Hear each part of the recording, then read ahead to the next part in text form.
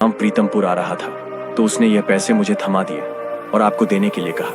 रामू अपने बेटे के दोस्त को देखकर बहुत ही खुश हुआ और उसने उसे गले से लगा लिया। कहने लगा, आओ बेटा माधव, आओ, तुम भी मेरे बेटे जैसे ही हो। और फिर उसे घर के अंदर बुला लिया। रामू ने माधव की खूब आओ भगत की, उसे खाना खिलाया। माधव ने अपने साथ लाए हुए पैसे रामू को थमा दिए और कहने लगा, अब मुझे आज्ञा दीजिए, मुझे अपने गांव निकलना होगा। रामू ने कहा, बेटा अब तो दिन ढल चुका है और तुम आज की रात यहीं पर रुक जाओ, सुबह चले जाना। माधव इस बात पर राजी हो गया। इसके बाद वे दोनों बैठकर बातें करने लगे।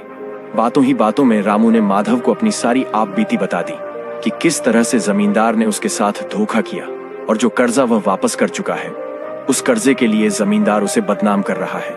रामू की सारी व्यथा सुनकर माधव कहने लगा, रामू काका, आप बिल्कुल भी चिंता मत कीजिए, मुझे पूरा यकीन है कि कल सुबह तक कोई ना कोई रास्ता अवश्य निकल आएगा।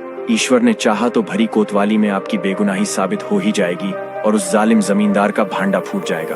कल मैं भी आपके साथ पंचायत में चलूंगा। ठीक है बेटा, तो तुम भी मेरे साथ कोतवाली में चलना। मुझे ऐसा लगेगा कि जैसे मेरा बेटा ही मेरे साथ है।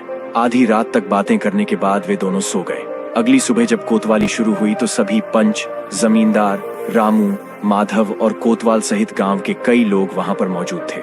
जब कोतवाली की कार्यवाही शुरू हुई तो जमींदार सोचने लगा कि आज तो मजा आने वाला है। आज भरी सभा में रामू की इज्जत की धज्जियां उड़ जाएंगी और अपने आप को यह बहुत ही रईस खुददार समझता है ना।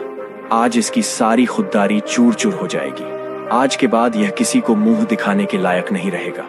जब सभी लोग वहां पर जमा हो गए तो कोतवाल ने कहा, बोलो रामू, जमींदार के खिलाफ आज तुम क्या सबूत लेकर आए हो? रामू आंखों में आंसू लिए हुए इधर उधर देखने लगा। जमींदार रामू को देखते हुए बोला, कोतवाल जी, आप भी किसकी बातों में आ गए?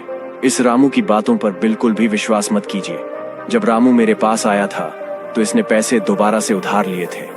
अब आप समय बर्बाद मत कीजिए और अपना फैसला सुना दीजिए।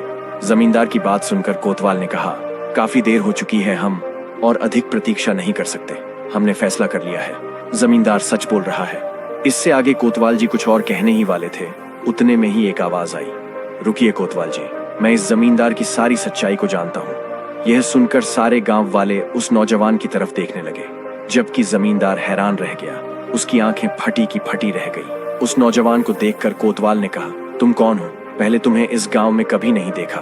तब रामू ने बताया, कोतवाल जी, यह माधव है, मेरे बेटे रतन का मित्र।